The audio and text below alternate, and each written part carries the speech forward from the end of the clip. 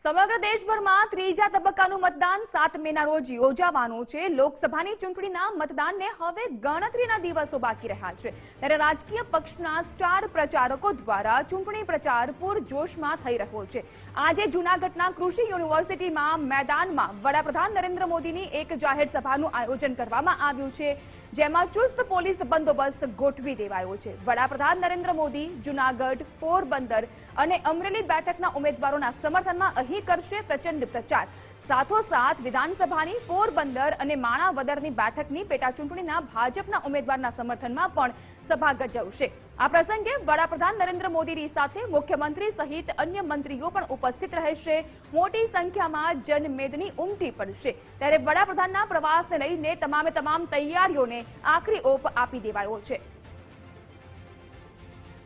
પ્રધાન નરેન્દ્ર મોદી 2 દિવસથી ગુજરાતના પ્રવાસે છે ને આજે બીજો દિવસ છે ને અલગ અલગ 4 સ્થળો ઉપર તેઓ જંગી જાહેર સભાનું આયોજન કરવામાં આવ્યું છે। જૂનાગઢમાં પણ તેઓ આવવાના છે ને જે કહી શકાય લોકસભાના ઉમેદવાર રાજેશભાઈ ચુડાસમા છે તેઓના સમર્થનમાં જંગી જાહેર સભાનું આયોજન થયું છે। તેઓની સાથે વાત કરશું। રાજેશભાઈ, પહેલા તો અત્યાર સુધીનો જે માહોલ જે રીતના ચાલી રહ્યો હતો પ્રચારમાં, કેવું લાગી રહ્યું છે ને ખુદ વડાપ્રધાન અત્યારે જૂનાગઢ આવી રહ્યા છે, શું કહેશો? ખાસ કરીને ચૂંટણી અંતિમ ચરણમાં આવી ગઈ છે। પ્રચાર પ્રસાર બંધ થવાના દિવસો ખૂબ નજીક છે, ત્યારે એટલા દિવસમાં કાર્યકર્તાઓ, આગેવાનો અને અમારા સમર્થકો એ લોકોની વચ્ચે જઈ અને ખૂબ ઉત્સાહ અને ઉમંગ જોવા મળ્યો। ગ્રામ્ય વિસ્તારો હોય, શહેરી વિસ્તારો હોય, અને દેશના પ્રધાનમંત્રી પ્રત્યેનો એમનો જે વિશ્વાસ છે એ ખૂબ જોવા મળ્યો। એના આધારે અમે આ લોકસભા સીટ જીતીશું। ખાસ જે રીતના વાત કરીએ, ભાજપના મુદ્દાઓ કયા હતા કે જેની લઈ અને તમે લોકો વચ્ચે ગયા અને લોકોનો પ્રતિસાદ કેવો મળ્યો, ખાસ તેને લઈને શું કહેશો? ખાસ કરીને દેશના પ્રધાનમંત્રીએ 10 થી લઈને 14 થી લઈને 24 સુધી સમગ્ર દેશ માટે જે કરેલા નિર્ણયો અને એમણે જે બનાવેલી યોજનાઓ એ નીચે સુધી પહોંચાડવામાં અમારા કાર્યકર્તાઓને સરકાર સફળ થઈ છે, અને એટલા માટે લોકોના જીવનમાં એક પરિવર્તન થયું છે યોજનાઓ થકી, અને એના આધારે લોકોમાં એક નરેન્દ્રભાઈ પ્રત્યે ખૂબ મોટો વિશ્વાસ ઊભો થયો છે। એના આધારે હું ચોક્કસપણે કહીશ કે આ દેશમાં આઝાદી પછીનું સૌથી ઐતિહાસિક પરિણામ આ ચૂંટણીમાં આવવાનું છે। ખાસ કોંગ્રેસના કઈ રીતના જોવો છો ને માહોલ શું લાગી રહ્યો છે જૂનાગઢના આપની દ્રષ્ટિએ?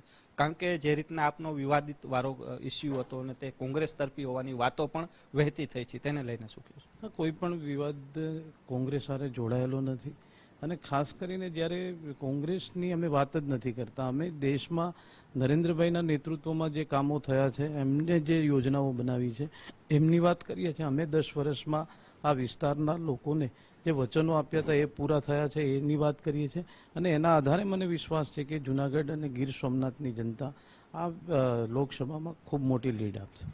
વડાપ્રધાનની પ્રથમ સભા પૂર્ણ થઈ ગઈ છે હાલ જો વાત કરીએ, અને તેમણે કોંગ્રેસ ઉપર ગંભીર પ્રહારો પણ કર્યા છે। ઓબીસી, એસસી, એસટી સેલને જે રીતના રાહુલ ગાંધી નાબૂદ કરવાની વાત કરે છે, અન્ય સમાજને તેનો હક આપવાની વાત કરી, તેને કઈ રીતના જોવો છો? અત્યારે ખાસ કરીને આ દેશમાં 75 વર્ષ થયા આઝાદીના, 67 વર્ષ કોંગ્રેસે આ દેશ ઉપર શાસન કર્યું। પોતાની વોટ બેંકની રાજનીતિ કરવામાં, રાજ કરો ભાગલા કરો રાજ કરો એ નીતિથી હંમેશા કોંગ્રેસ ચાલી છે, પણ દેશના પ્રધાનમંત્રી આજે અમારી સરકાર એ ગરીબોની સરકાર છે, ખેડૂતોની સરકાર છે, યુવાઓની સરકાર છે, મહિલાઓની સરકાર છે, અને જાતિ પણ આ 4 કરી છે। ત્યારે દેશના પ્રધાનમંત્રી આ દેશના લોકોના હિતમાં હંમેશા કામ કરી રહ્યા છે, ત્યારે આપ જોઈ રહ્યા છો કે દેશમાં એક વિશ્વાસ પેદા થયો છે એના કારણે। રાજેશભાઈ, જે રીતના આ બેઠકની વાત કરીએ, લોકસભા બેઠક લાંબો વિસ્તાર છે, સાથે કોળી પ્રભુત્વ પણ છે, ને સામે પણ પ્રયાસો કરી રહ્યા છે કોળી મતદારોને રીઝવવા માટે, તમે કઈ રીતના જુઓ? ખાસ કરીને જ્યારે કોઈ પણ ક્ષેત્ર હોય, લોકસભાની ચૂંટણી એક ખૂબ મોટો વિસ્તાર હોય, દરેક લોકસભા ખૂબ મોટા વિસ્તારની છે, ત્યારે હંમેશા લોકો દેશના પ્રધાનમંત્રી નરેન્દ્રભાઈ પ્રત્યેનો વિશ્વાસ છે, એની સામે કોઈ પણ પરિબળ કામ નહીં કરે એનો મને વિશ્વાસ છે। રાજેશભાઈ, વડાપ્રધાન આવી રહ્યા છે, ખાસ કેવી તૈયારીઓ અને કેટલા લોકો આ સભામાં ઉમટી પડવાના છે? ખાસ કરીને જ્યારે દેશના પ્રધાનમંત્રી પ્રથમ વખત રામજીના પોતાના નિજ મંદિરમાં બિરાજ્યા પછી પહેલી વખત જુનાગઢમાં આવતા હોય તો સમગ્ર જુનાગઢ અને ગીર સોમનાથ જિલ્લો એ ખૂબ ઉત્સાહમાં છે અને ખૂબ મોટી સંખ્યામાં આજે કાર્યકર્તાઓ આગેવાનો અને દેશની જુનાગઢ અને ગીર સોમનાથની જનતા ઉપસ્થિત રહેવાની છે.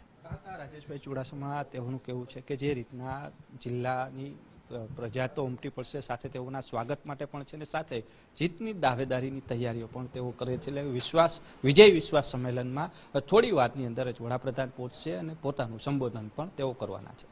કેમેરા પર્સન દેવજી રંગાડિયા સાથે રહીમ લાખાણી, ગુજરાત ફર્સ્ટ, રાજકોટ, જુનાગઢ.